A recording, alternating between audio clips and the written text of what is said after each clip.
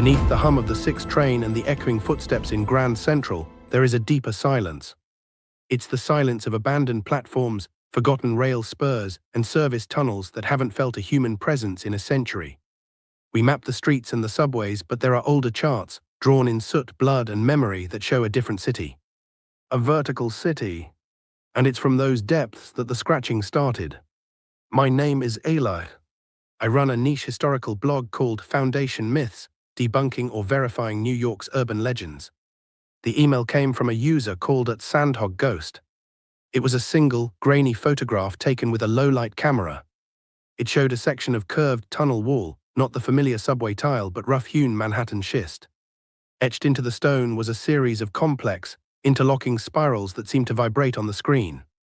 The subject line read, "They're not echoes. They're answers." The sender claimed to be a third-generation Sandhog, the miners who dig the city's water tunnels and foundations. He said his grandfather, part of the crew that secretly excavated the foundations for a midtown skyscraper in 1953, broke through into a non-space. Not a cave, but a void that smelled of ozone and wet stone.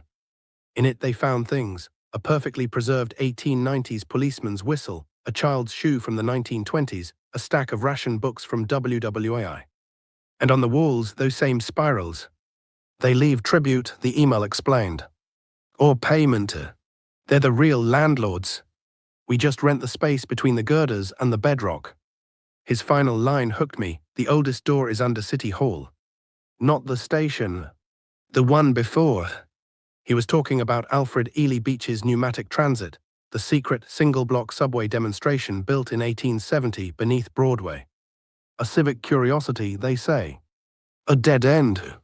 But what if the tunnel they discovered wasn't the end of his project, but the beginning of someone else's? My investigation led me through a maze of whispers and blueprints. The Freedom Tunnel, where unhoused communities once built entire shantytowns in the dark. Old interviews spoke of the click-clacks, pale figures that would steal tools and food but leave polished river stones in return. One man, Carlos, told a documentarian that the worst sound wasn't the trains, but the silence between them, because that's when you'd hear the slow dragging, like something heavy being pulled over rock, right behind you where nothing was. Columbia University's steam tunnels, a forbidden labyrinth where students report finding strange graffiti, not tags but meticulous diagrams of the campus above, annotated with symbols that hurt the eyes to focus on. Track 61 at Grand Central, the clandestine platform built for presidents and tycoons to move unseen. But archived Secret Service memos I unearthed mentioned persistent, unauthorized thermal signatures detected on motion sensors in the adjacent tunnel walls during the Cold War, always dismissed as steam leaks. The pieces pointed down. Always down. I found at Sandhog Ghost. He was an old man named Patrick, living in a rent-controlled walk-up smelling of damp wool and engine grease. His hands were massive, knuckles like bedrock. He didn't want to talk. He wanted to show. "You think the mole people are the story," he rasped, pulling a manhole cover lifter from his closet. "They're the warning. The canary in the coal mine. They live in the cracks of our world. I'm talking about what lives in the world under those cracks." He led me to a maintenance hatch in a disused corner of the 191st Street station, the so-called Tunnel of Doom before its renovation. Beyond the hatch was not a MTA corridor, but a natural fissure, cold air exhaling from it. We descended on a rusted ladder for what felt like forever. We entered a chamber where the walls weren't rock, they were stuff. Compacted layers of urban detritus, bricks, cobblestones, trolley tracks, the grille of a Model T, all fused together by time and pressure. This was the city's true geological record. And on a central stone slab lay a collection. A modern smartphone. A set of dentures. A transit worker's reflective vest. A fresh, unopened can of paint. "Tribute," Patrick whispered. "Or bait." That's when we heard the knocking. Not the random clank of settling pipes. This was rhythmic. Deliberate. Tap tap tap, pause, tap tap tap. It came from the wall, then 50 feet down the tunnel, then directly above us. It was answering itself. It was a conversation. Tomonokers. The old miner's myth. Spirits of the deep who knock to warn of cave-ins or to cause them. A shape detached from the deeper shadow. It was the size of a large child but built all wrong, spindly limbs with too many joints, a torso that seemed to slump and elongate as it moved. Its skin was the color of concrete dust. It had no face, just a smooth, elongated head. It tilted toward us, and a series of clicks and pops emanated from within it, perfectly mimicking the sound of Patrick's ladder clanging against the rungs moments before. It wasn't just living down here. It was recording, archiving, mimicking. We fled. Patrick, in a panic, shoved the transit worker's vest into my hands. Take it. Maybe it'll satisfy them. It didn't. The knocking followed me home. Not metaphorically. That night I heard it in the steam radiator of my pre-war apartment. Tab tab tab. A gentle, inquisitive sound. When I went to the basement laundry, the sound echoed from within the old coal chute, now sealed with cinder blocks. The final email from Sandhog Ghost arrived at 3:03 a.m. It was a single sentence: they don't want the vest. They want the pattern on the vest. They want the job. The next night, on a nearly empty downtown 6 train, I saw it. We were passing the ghostly, gorgeous tiled archways of the abandoned City Hall station, the jewel of the system. In the fleeting, orange-lit gloom, I saw figures standing on the platform. Dozens of them, still as statues. They were tall, short, misshapen, but each wore a familiar silhouette: a commuter's coat, a construction helmet, a business suit. They were wearing the shapes of the city above, like a child trying on costumes. And as our train rushed past, every single smooth, featureless head turned in unison to watch it go. I understood then. The Tommyknockers, the crawlers, the dwarves, they're not monsters. They're apprentices. They've been studying us from the walls for centuries, collecting our tools, learning our sounds, mimicking our forms. The pneumatic mail tubes, the steam pipes, the old freight lines, these aren't just relics. They're the ducts through which the city breathes, and they've been breathing us in. The knocking in my apartment has changed. It's more complex now. Last night, it perfectly replicated the 7-note chime of my microwave finishing its cycle. They're learning our language. Patrick is missing. The old Sandhog. His apartment is empty, but on his kitchen table sits a single, perfectly placed river stone still damp. And this morning, I found the first gift at my own door. Not a stone. It was my next-door neighbor's missing tabby cat's collar. The bell was silent, stuffed with concrete dust. The message is clear. They're moving beyond tribute. They're practicing. They're fitting in. And soon, they won't need to knock from behind the walls. They'll be knocking on the front door, wearing a face they've borrowed, ready to take up the lease we never knew we were signing on the city above. The original tenants are finally coming upstairs. I'm a geologist surveying an old silver mine. The maps are wrong. The tunnels keep changing. I was contracted by a historical society to map the interior of the Lucky Jonah silver mine, abandoned in 1911. The job was simple: catalogue the extant tunnels for a potential heritage site. The pay was good. I'm a speleologist by training. Tight, dark spaces don't bother me. At least they didn't. The original schematics were beautiful, hand-drawn on linen. They showed a straightforward, grid-like system. But from the first day, nothing matched. Tunnels on the map were dead ends in reality. Solid rock walls on the schematics now opened into narrow, dripping passages that sloped down at angles that defied physics. My laser rangefinder would give me one measurement, and then, when I'd turn around, a completely different one for the same distance. The air was wrong, too. It should have been stagnant. Instead, there were faint, cold drafts that smelled of ozone and wet stone, coming from seams in the rock that looked no wider than a hairline crack. Then I started hearing the knocking. It wasn't the creak of settling earth. It was rhythmic, deliberate. Tap, tap, tap, pause, tap, tap, like a code. It would answer my own hammer taps when I took core samples. I'd chisel at a vein, and from 30 feet down a side tunnel, the same sequence would echo back, but with one extra tap at the end. A correction. My headlamp batteries, fresh each morning, would die in half the time. My radio, which should have had a clear signal to the surface base camp, spit out nothing but static, and once, a whispery, guttural voice that seemed to say *deeper. I found the first doorway on day 4. I was checking a wall that the map swore was the boundary of the mine. The rock was strange here, a smooth, almost polished schist veined with a purplish mineral that glinted in my light. As I ran my glove over it, I felt a vibration, a subsonic hum. I leaned in, and in that moment, the rocker asterisk shimmered. It became insubstantial, like a heat haze over asphalt. For 3 heartbeats, I saw through it. Not into another tunnel.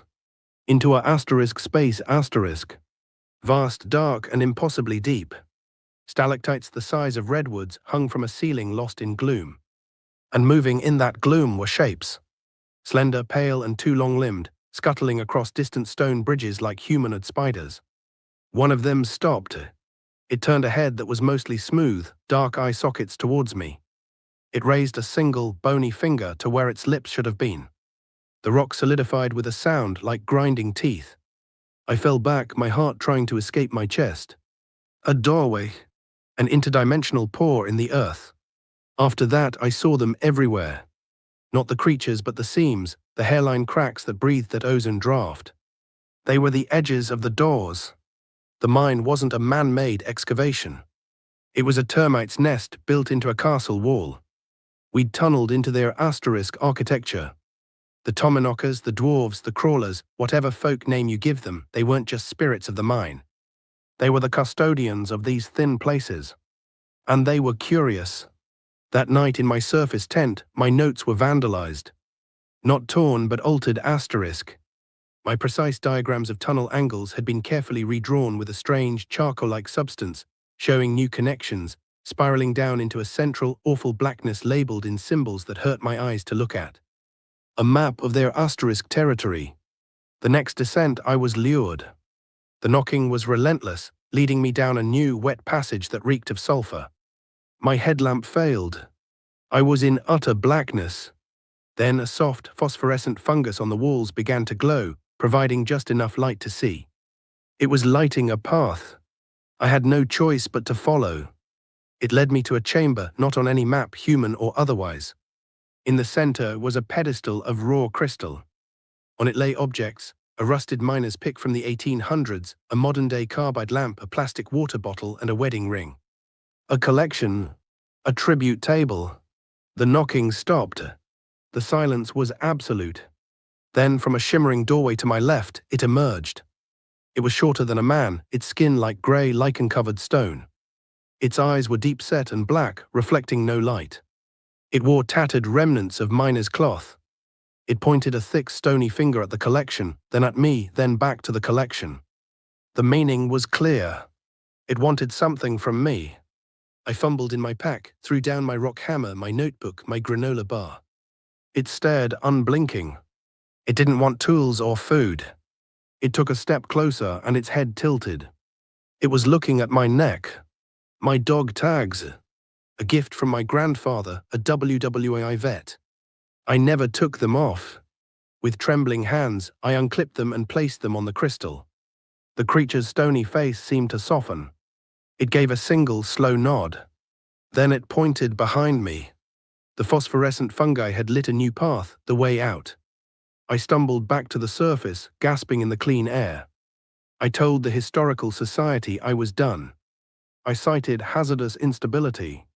They accepted it. I thought I'd bought my freedom with a piece of sentimental metal. I was wrong. Last night in my apartment in the city, 40 miles from the mine, I heard it. A faint, rhythmic asterisk tap tap tap asterisk coming from the interior brick wall of my bedroom. The wall I share with my neighbor. This morning a new seam, hairline thin, has appeared in that brick. And a cold, ozone-scented draft is whispering through it. On my kitchen table, arranged neatly, were my dog tags. Polished to a brilliant shine. They're not done with me. The payment wasn't for my escape. It was for my address. The doorways aren't just in the mine. They're anywhere the rock is old enough and the world is thin enough. The knocking has started again. It's not coming from the wall anymore. It's coming from under my bed. They've opened a new door. And they're inviting me back down. Not to the mine. To their side. They liked my maps. They want the geologist to see the foundation of the world. Case File 17, The Silent Tenants of London Clay. Log entry, Dr. Aris Thorne, Urban Archaeologist, University of London. Personal recording. October 23rd. The project began with a map smudged by time. It was in a box of effects from my grandfather, a surveyor for the London Underground extensions in the 1960s. Among the technical schematics for the Victoria Line was a single, hand-drawn vellum sheet. It depicted not tunnels but voids, a spiderweb of negative spaces in the dense blue clay beneath Bloomsbury, labelled not with coordinates but with dates. 1666, 1665, 1348. Years of fire, plague and death. A note in his precise hand read, "The city doesn't forget." It folds the bad years down, layer by layer, and something composts there. We broke into a void marked 1666. The air was cold and still. The instruments went mad. We sealed it. Do not follow. Grandfather died of a sudden, aggressive dementia.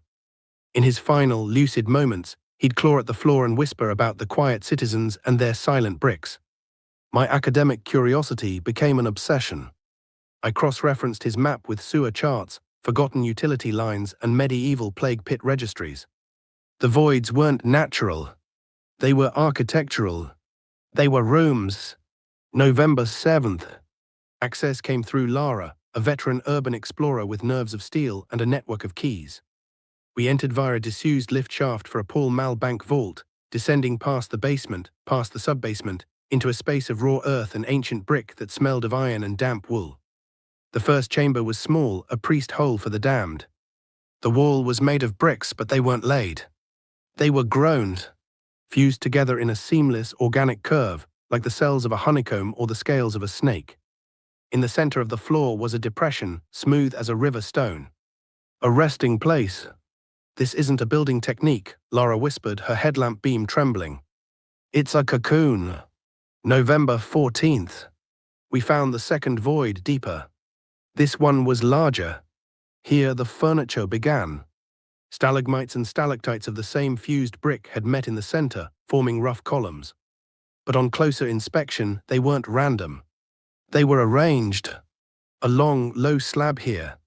A series of smaller, cell-like depressions there. A communal space. And the offerings. This is where we found the first collection. Not treasure, but mundane, heartbreaking objects ejected by the city above through grates and holes, and lost footsteps. A single, mud-clogged Edwardian boot. A shattered clay pipe. A handful of Georgian pennies, green with verdigris. A modern bicycle D-lock, scratched and bent.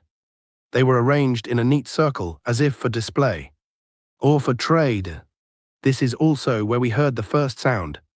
It wasn't a knock. It was a shift. A deep tectonic grind of stone on stone, echoing from a pitch-black side passage that wasn't on any scan. It was the sound of a wall moving. Or something moving through a wall. The air that pulsed from that blackness was freezing and carried a scent that has haunted me since. Wet clay, ozone, and the faint, sweet-rotten odor of turned earth in a long-sealed grave. We ran. November 30th. Lara didn't come back. She said she'd lost the nerve. But her social media went dark. Her flat, when I worked up the courage to visit, was empty. Not moved out. Abandoned. A half-drunk cup of tea molded on the counter. On her kitchen table, arranged with deliberate care, was a new offering, her own set of lockpicks and the custom titanium carabiner she never took off. They were polished clean. She'd been paid a visit. And she'd left in a hurry or hadn't left at all. I should have stopped. But grandfather's map burned in my mind. I went deeper alone. I found the third void. It was a necropolis. The fused brick architecture was more advanced here. Arches spanned the cavern. Tiered shelves, like monastic sleeping quarters, lined the walls. And on every surface were the offerings, now curated into grotesque dioramas. A pile of watch gears next to a collection of glass marbles. A stack of leather wallets surrounding a single human femur, polished clean. A child's stuffed rabbit, now home to a nest of masonry nails. In the center of the chamber was a plinth. On it sat a single modern object, a site manager's hard hat from the Crossrail project, the high-vis orange startlingly bright in my torchlight. Stuffed inside it was a sheaf of papers, photocopies of tunneling schedules, geological surveys, security rosters. Intelligence. They weren't just collecting lost things. They were studying the city above. learning its rhythms, its blueprints. The grinding sound came again, louder. This time it was all around me. I swung my torch. In the archways, in the dark mouths of side tunnels, they were standing. Silhouettes, humanoid but all wrong. Their bodies seemed formed from the same fused, conglomerate material as the walls, a cement of brick dust, bone fragments, rust and clay. They were statues that had decided to move.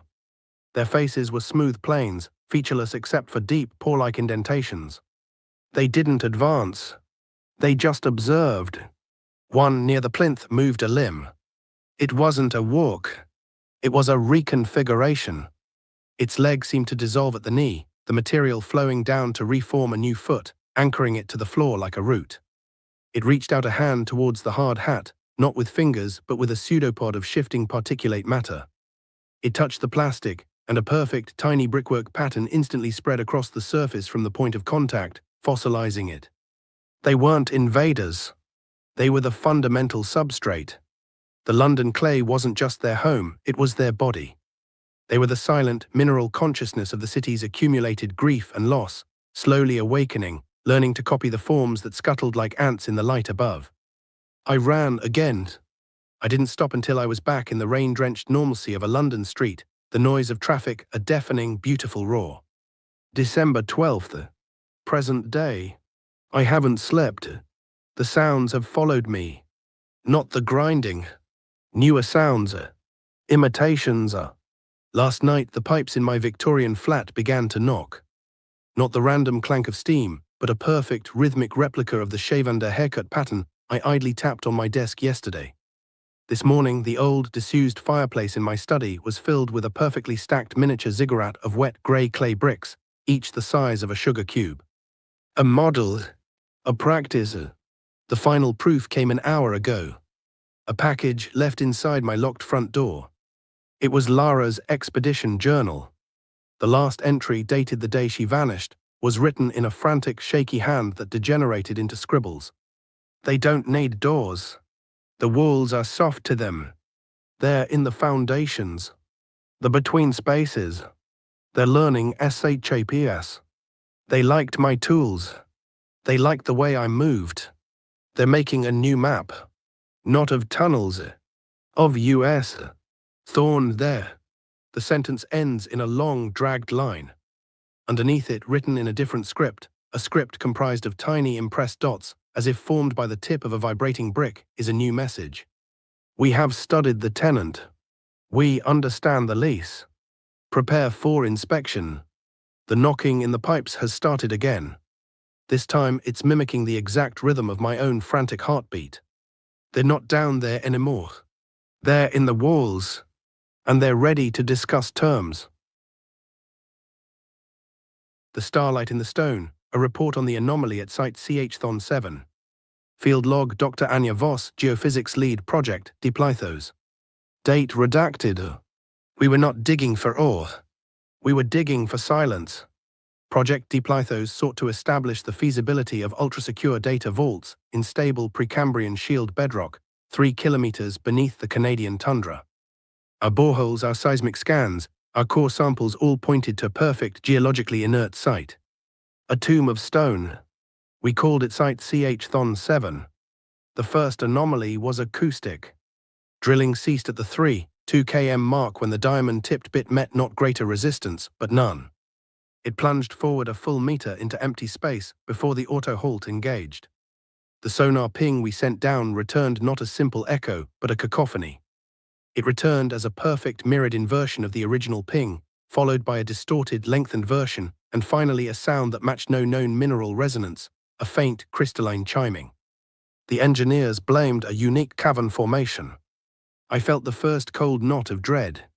The sound felt less like geology and more like a parroted conversation, a language of physics being clumsily learned and spoken back. We descended in a hardened capsule. What we found was not a cavern. It was a wound. The space was a spherical void, roughly 50 meters in diameter. The walls were not jagged rock. They were smooth, dark, and reflective as polished obsidian, but swirled with faint, pulsing luminescence, colors that sat outside the standard spectrum, hues that induced a mild nausea to observe. It was like staring into a geode lined with dying neutron stars. And in the center of the void, suspended in absolute stillness, was the sleeper. It was not a body. It was a concept given approximate form. A tangled, non-Euclidean knot of what appeared to be solidified shadow and nebulae. It had layers that seemed to fold into themselves, suggesting vast wings or fins or petals of interstellar dust, all trapped in a state of impossible superposition. To look at it was to understand it was not in the void, but that the void was a bleed-through from wherever it truly resided. This chamber was a blister on reality, pushed up against our world from underneath. The air carried a scent of ozone static and something achingly old, the smell of void space, of cosmic background radiation translated into a chemical signal. Then the dreams began. Not at night. In waking moments. A technician would be calibrating a sensor and suddenly experience a 10-second fugue where he knew with absolute certainty the mineral composition of the wall across the room and the precise time to the atomic decay when a specific quartz crystal within it would fracture.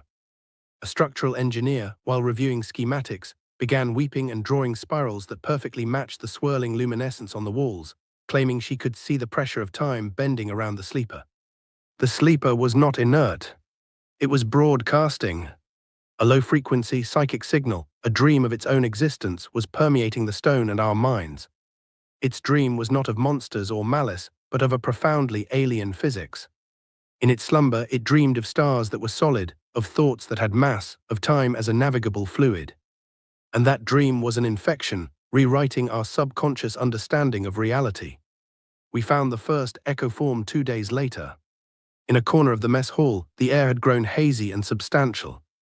Within that haze, the table, chairs, and a forgotten coffee mug were perfectly replicated, but rendered in that same shimmering, Shadvan nebulous substance as the sleeper. It was a phantom limb of the dream, a patch of our reality being slowly translated into the sleeper's native state. A research assistant walked through it. He reported feeling no physical sensation, but for hours afterward he claimed he could hear the silent, screaming light of the fluorescent tubes and taste the melancholy of the reinforced concrete. The project director, Griggs, a man of pure pragmatism, ordered containment. He saw a biophysical hazard, a hallucinogen leaching from unknown minerals. He didn't understand. You cannot contain a new law of geometry. I began my own clandestine research. The sleeper's broadcast was strengthening. My own dreams became vast and cold. I drifted through architectures of light that thought and witnessed the gazing, a perception from something so vast that our planet was a momentary, interesting stain on a lens. The sleeper, I understood, was a spore, a seed from that entity. And it was not dead. It was germinating. Griggs took a team into the void to take a physical sample. They wore full hazard suits. It was a futile gesture. I watched from the command center feed. They approached the sleeper. Griggs extended a robotic arm. The moment the tool made contact with the surface of the knot shadow, the image fractured. Not the camera feed. The reality within the void. The sleeper didn't move. It simply unfolded. A new angle of itself, previously hidden in a dimensional fold, became visible. That new angle contained a color that immediately blinded the 3 personnel in direct line of sight.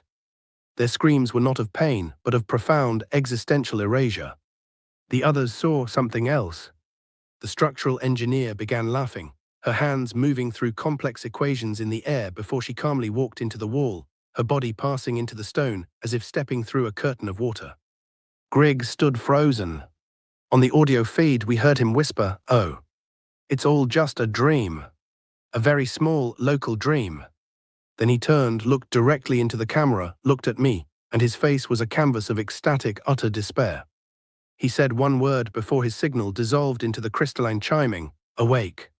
The containment failed. Not explosively, but like a stain spreading. The echo forms multiplied.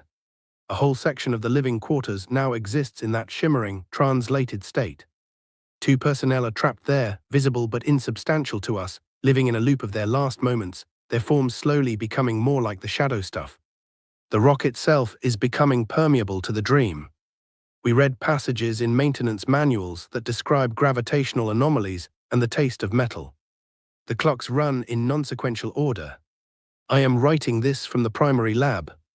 The central light is now a pulsating orb of that impossible color. It is beautiful. It sings a song of cosmic isolation that makes me weep with joy and terror. I can feel the sleeper's dreamscape pushing at the edges of my own mind. The solid world is becoming a tenuous suggestion. I know the truth now. We did not drill into bedrock. We drilled into a sleeping god's eye. And we have given it a waking itch. The dream is no longer contained to the void. It is seeping up the borehole through the rock into the groundwater. Soon the tundra above will dream it. Then the towns, the cities. Do not send rescue. Do not study this. You will only provide more sensory input for the dream. You will help it focus. I am going back down. Not to stop it. You cannot stop a dawn. I am going to sit at the edge of the void. I will listen to the chiming. I will try to understand the shape of the star it dreams of, before my own mind becomes a footnote in its vast, cold, and beautiful nightmare. The world above you is the dream now. A shallow, fleeting fantasy of solid things. Down here, we are approaching the waking reality. And it is so very, very lonely. We bought a house built over old limestone tunnels. The previous owners left instructions for the well-wisher. The realtor called it character. A 1920s craftsman, solidly built with one quirky feature, a crumbling brick well in the backyard, long since dry and capped with a heavy iron grate. It was a selling point, she said. Historical charm. The previous owners, the Millers, were elderly and had moved to a retirement community. They left a neat binder titled Household Notes. It contained the usual, paint codes, gardener's number, the schedule for garbage pickup. The last section was different. It was labeled for the well-wisher. It read, 1. Every Sunday evening, place a fresh, unbroken egg on the grate. 2. If you hear tapping from the well after dark, do not approach. Turn on the back porch light. 3. Never, under any circumstances, look down the well with a direct light after sunset. A reflected light is permissible. 4. Should you find a small, polished stone on your doorstep, bring it inside. It is a gift. 5. The well-wisher prefers silence. Keep loud music and machinery to a minimum in the backyard. We laughed. A charming local superstition. Maybe a weird nod to the property's history. My wife Sarah thought it was sweet. Like having a house brownie, she said. The first Sunday we forgot the egg. That night we were woken by a sound like someone methodically striking a brick with a hammer. Tap, tap, tap, it came from the backyard. I peered out the bedroom window. The moon was bright, illuminating the well. The iron grate was visibly vibrating with each impact. Sarah, half asleep, murmured, "Just turn on the porch light." I did. The tapping stopped instantly. The silence that followed felt heavy, expectant. In the morning, the porch light was shattered, the bulb filament pulled out into a tiny, perfect spiral coil and left on the welcome mat. We started leaving the eggs. Things escalated. The gifts began appearing, smooth, water-worn stones, veins of quartz that seemed to glow from within, a perfectly preserved fossilized fish. They were left on the doorstep, on the kitchen windowsill, once on Sarah's pillow while she slept. Each arrival was preceded by a night of frantic, skittering taps from the well, like many small hands drumming in celebration. We tried to research. The local historical society had vague references to the area being honeycombed with solution caves and old bootlegger tunnels. An archivist found a single, yellowed newspaper clipping from 1932 about a child who went missing in the neighborhood. The final line read, "The mother claimed the boy told her of little shiny men in the walls before his disappearance." The worst was the whispering. On still nights, if you stood near the back door, you could hear it drifting up from the grate. Not voices exactly. The sound of many people murmuring just below the threshold of understanding, accompanied by a wet, rhythmic shuffling, like bare feet on damp stone. Our dog Gus, a brave German shepherd, refused to go into the backyard. He'd stand at the threshold, hair raised, and growl at the well, whimpering until we let him inside. I decided to break the third rule. I had to know. One moonless night, after the tapping had been particularly insistent, I took a powerful flashlight and a small hand mirror from Sarah's makeup kit. I approached the well. The air around it was cold and smelled of wet clay and old pennies. I angled the mirror down into the blackness and shone the light onto it. The reflected beam plunged into the deep. It wasn't a dry well. Far below, maybe 50 feet, I saw the glint of water. And surrounding that black pool, on ledges and in carved niches, were shapes. Dozens of them. Small, grey and wiry, with bulbous heads and large black eyes that reflected the light not in 2 points, but in a fractured spiderweb of brilliance. They were perfectly still, staring up at my mirrored light. They were gathered around things. A collection. I saw bicycles, lawn ornaments, mailboxes, a tricycle, and in the center, propped upright on a throne of stacked bricks, was the faded skeletal remains of a small form wearing the rotted remnants of a 1930s newsboy cap. The missing boy. He was their king. One of the shapes directly below me moved. It raised a long, thin arm and pointed, not at the mirror but past it, directly at me. It knew. A chorus of clicks and rattles echoed up the shaft. I stumbled back, dropping the mirror. It shattered on the brick rim. The tapping from below exploded into a furious, violent cacophony, a sound of shattering rock and rage. That was last night. This morning, the grate was bent outward, as if from tremendous pressure from below. The backyard is littered with gifts. Not stones this time. They've returned our possessions. My wrench. Sarah's favorite scarf. Gus's chewed tennis ball. All arranged in a perfect circle on the lawn. And in the center of the circle is a single, fresh, unbroken egg. The final page of the Miller's binder, one we hadn't noticed tucked into the back cover, fluttered out today. It's a handwritten addendum, the ink frantic. It's not a well-wisher. It's a well-claimant. The eggs weren't an offering. They were a rental payment. For the land. The stones weren't gifts. They were survey markers. They've been mapping our house from the foundation up. They're in the walls now. We can hear them chewing through the limestone block. They're coming up through the pipes. Don't drink the tap water. It tastes like their tunnels. We're leaving. The house is theirs. You paid for it. You're the new tenants. The lease is forever. P.S. They love dogs. They say dogs are good listeners. Gus is missing. The back door was found wide open. From the open grate down in the absolute dark, I can hear a new sound. It's the faint, muffled sound of a dog barking. Not in fear. In welcome.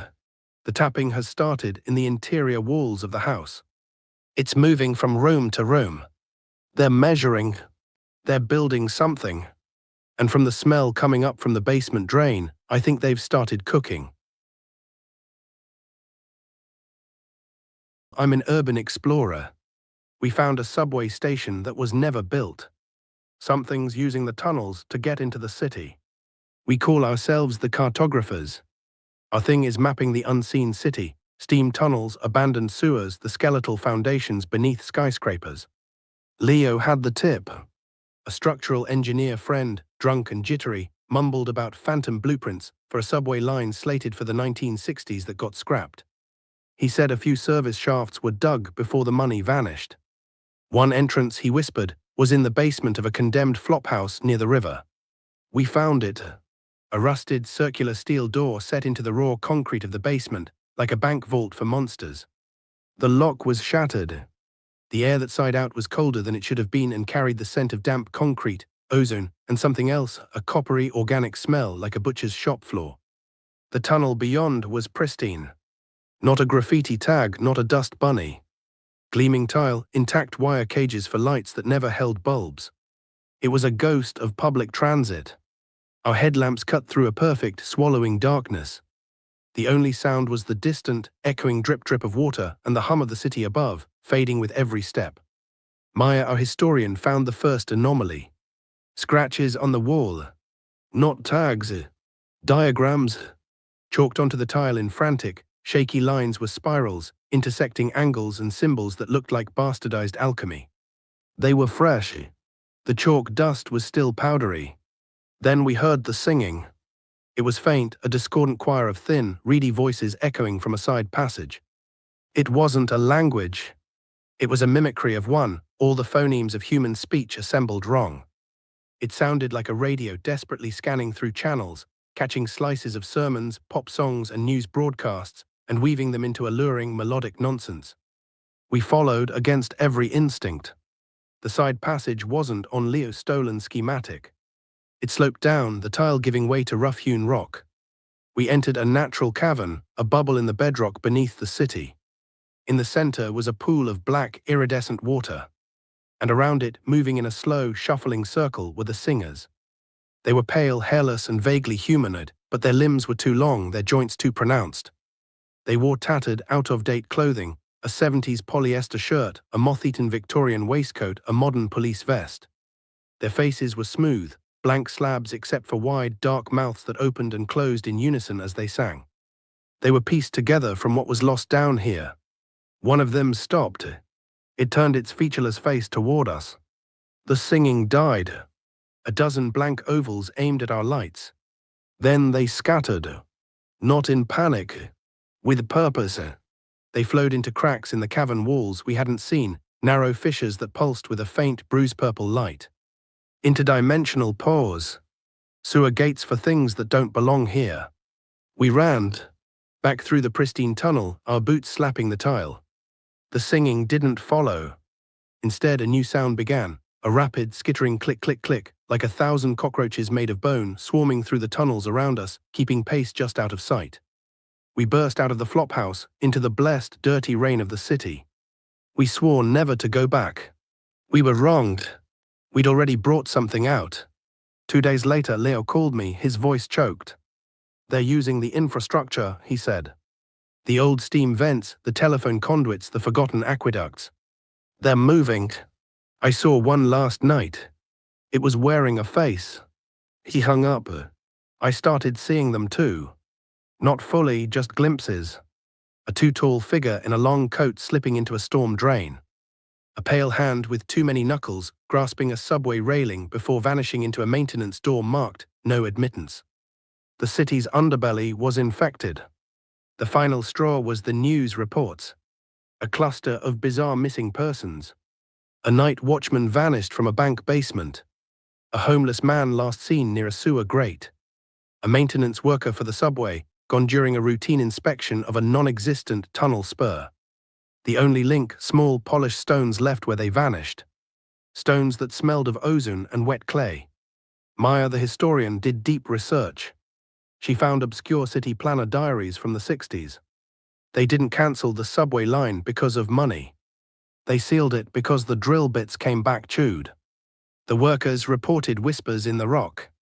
They described civic ghouls that tried to put on hard hats and high-vis vests, mimicking the crews. The project was a locked door. We opened it. Last night the singing came to my apartment. It drifted up from the sink drain, a warped, liquid version of a lullaby my mother used to sing. I poured bleach down the drain. The singing turned into a gurgling, angry shriek that shook the pipes. Then my bathroom mirror fogged over from no heat source. A single, long-fingered handprint appeared in the condensation. And below it, written in the same damp script, was a message. "Your turn to be useful." On my doorstep this morning was a small canvas bag. Inside was a set of lockpicks, a headlamp, and a crude map drawn on the back of a 1963 subway flyer. The map showed my building, the sewer lines beneath it, and a route leading to the main branch of the Phantom Line. An X marked a spot deep below the city's financial district. A bank vault. They aren't just taking people. They're learning roles. They need a guide, a cartographer. They want into the vault. And they've chosen me to show them the way. The singing is back. It's not in the drain now. It's in the hallway right outside my door. It's using Leo's voice, perfectly mimicking his laugh. It's using Maya's voice, reciting historical dates. They've already been taken. Their faces, their knowledge, are now part of the choir. My new tools are on the table. The map is glowing faintly, the lines shifting like live veins. The city above me is asleep, unaware that the thing it buried is now awake, wearing the faces of the lost and learning how to use all the doors we've ever built.